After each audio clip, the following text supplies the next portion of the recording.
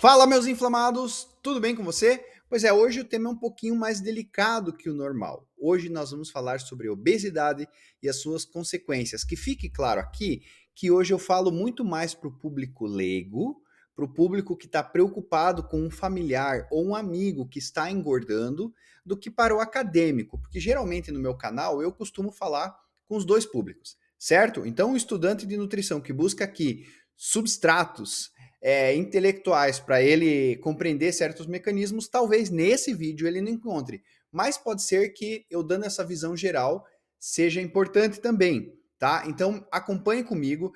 Reitero aqui que é um tema delicado, por quê? Porque é muito fácil isso desandar para um preconceito.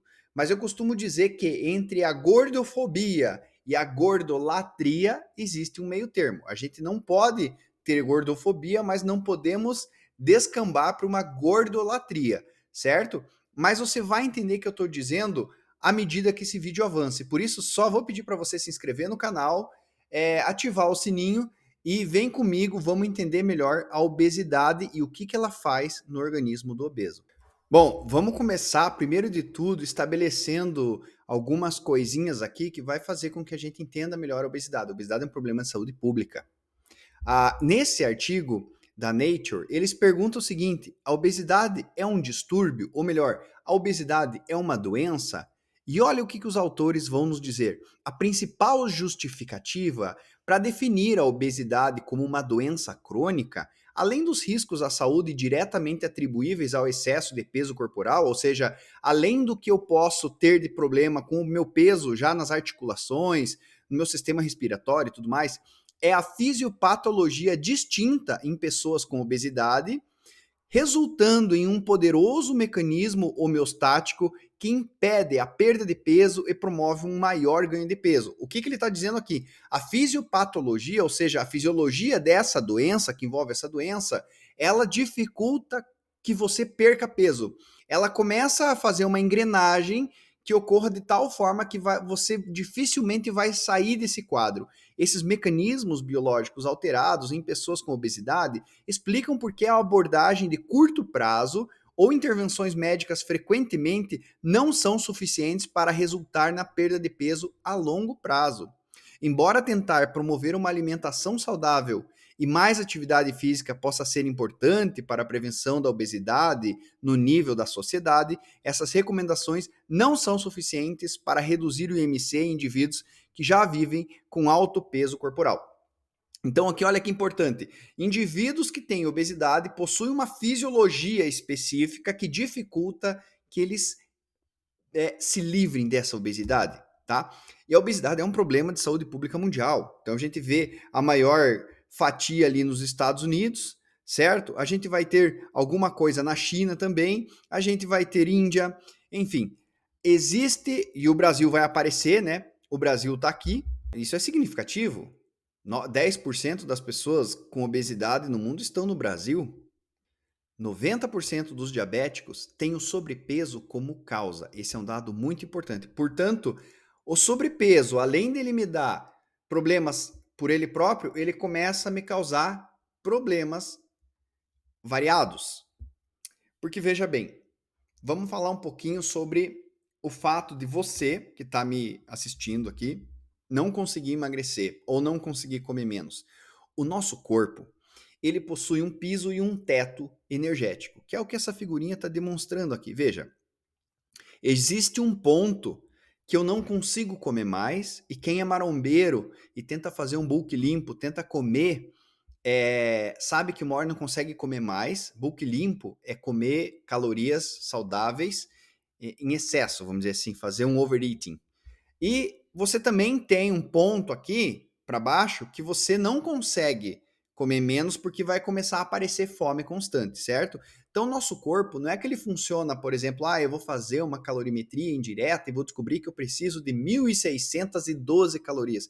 O nosso corpo ele trabalha com ranges. Por que isso acontece? Principalmente porque você não gasta todo dia as mesmas calorias, que fique claro aqui isso, tá? Então, como você não gasta todo dia as mesmas calorias, teu corpo trabalha com uma faixa calórica. Então, isso é normal. Então, num indivíduo normal, ele vai comer demais, no outro dia ele vai sentir pouca fome. ou na próxima refeição. Num indivíduo normal, que eu falo sem obesidade, ele vai ser assim que se comporta. O problema é que a partir de 1994, quando se descobriu a leptina, um hormônio, uma proteína que o nosso tecido adiposo, nossa gordurinha secreta, essa leptina, ela vai para o cérebro e me diz que eu estou saciado ou não. Ela diz para mim, pare de comer, certo? Ela vai lá para o meu hipotálamo. O que se descobriu é que o tecido adiposo, na visão antiga, era só um saco para armazenar gordura. E não, hoje sabemos que não, nós nutricionistas sabemos que não, que o tecido adiposo, que é onde está a minha célula de gordura, ele está constantemente conversando com o meu cérebro para dizer como está meu estado nutricional. Olha só. Então, olha que importante eu pensar aqui no controle da ingestão de energia, certo? Então, eu tenho a insulina, que também meu pâncreas secreta e diz para o meu hipotálamo se eu estou saciado ou não, junto com uma outra proteína que se chama amilina, mas esse é papo para outra hora. Temos a leptina saindo do tecido adiposo e temos a grelina, que é um hormônio que dá fome, que sai do estômago. E também temos aí nas partes mais iniciais do estômago e mediais a colecistoquinina. Tá? Mas o que eu estou dizendo ao longo disso tudo? Que você que está comendo muito, você tem naturalmente, porque Deus te deu, ou se você não acredita em Deus, porque a natureza colocou, a evolução colocou, é, é sistemas que controlam a sua fome, que te deixam naquele teto e naquele piso, entendeu? Qual que é o problema aqui? O problema é que se eu corromper essa saciedade, essa sinalização, talvez eu coma mais do que eu devia, certo? Então, por algum motivo, eu estou comendo mais do que eu devia. É porque eu estou nervoso, é porque eu tive um trauma muito grande, perdi alguém, é porque eu estou num contexto social em que nunca ouvi falar de alimento funcional, nunca vi falar de alimento in natura, seja qual for o motivo, eu estou comendo demais. E quando você começa a comer demais, você começa a inflar suas células de gordura. O nome disso é hipertrofiar. Você começa a hipertrofiar suas células de gordura. Então imagine que cada célula do seu corpo, ela precisa ser irrigada, olha aqui, ó, com vasinhos. Por que, existem esses vasinhos? Para entregar nutrientes para essas células, porque elas precisam de oxigênio, certo? Então esses vasinhos, eles começam, à medida que a tua célula adiposa vai crescendo, esses vasinhos eles começam a ficar comprimidos. E esses vasinhos comprimidos, a tua célula não recebe o oxigênio certinho. É como se você pisasse numa mangueira e essa mangueira fica com o fluxo interrompido, percebe? Então as tuas células de gordura não estão mais recebendo nutrientes. Logo, elas entram em necrose. E uma vez que há uma célula em necrose, ou melhor, em hipóxia, sem receber oxigênio, e depois, posteriormente, hipóxia, vai acontecer que a sua célula vai avisar todo mundo que está acontecendo alguma coisa errada ali. E isso vai desencadear um processo inflamatório, ou seja, o teu organismo vai tentar se defender disso. Ele não sabe que você está comendo fast food, batata frita, hambúrguer. Ele só sabe que está acontecendo alguma coisa errada, porque subiu a minha inflamação, ou seja, ativou meu sistema imune. Então, à medida que eu como muita caloria, eu faço um estresse metabólico e eu acelero o envelhecimento celular. Perceba, eu como porcaria, eu faço estresse metabólico, isso desgasta todas as minhas células. E isso vai aparecer, pode não aparecer como diabetes, pode aparecer como Alzheimer, pode aparecer como uma fibromialgia, depende, né? Então veja que o obeso, o paciente que está obeso, ele está com o sistema nervoso dele vulnerável, ele está mais vulnerável a doenças crônicas não transmissíveis. Aqui, enfim, podemos encontrar Alzheimer, podemos encontrar riscos neurológicos ou de articulações, enfim, uma série de coisas que você vai perceber que o indivíduo portador de obesidade, ele vai ter nos seus 30 anos, 40 anos de idade, um comportamento de uma célula mais desgastada. Ele vai começar a aparecer doenças nele que apareceriam com 70 e 80 anos de idade, porque tudo isso é um estresse metabólico, e aqui eu já dou o endereço do negócio, na mitocôndria, foi um estresse na mitocôndria, que é a tua usina dentro da tua célula, certo? Então, um problema que vai acontecer também é que essa inflamação saindo do seu tecido adiposo, saindo da sua gordura, ela vai atingir as tuas papilas gustativas. E uma das causas que faz com que o paciente obeso coma mais é porque ele não sente que chega aí numa redução de até 25% da sensibilidade das papilas gustativas.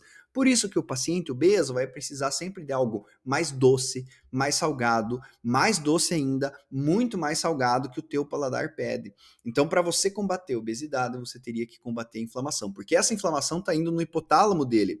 Lembra que eu falei lá atrás que a leptina, que sai do tecido adiposo, ela faz saciedade? Pois é, quando você está inflamado, você interrompe esse sinal de saciedade. Então você não tem nem saciedade no hipotálamo, nem sente o gosto das coisas, e paralelamente você tem dificuldade de queimar a gordura que você tem ali, porque esse estresse metabólico na tua mitocôndria não deixa a tua mitocôndria queimar gordura. Parou para pensar nesse problema? É por isso que lá no começo, naquela revista Nature, o cara diz assim, o autor diz assim: a fisiopatologia da obesidade é muito específica.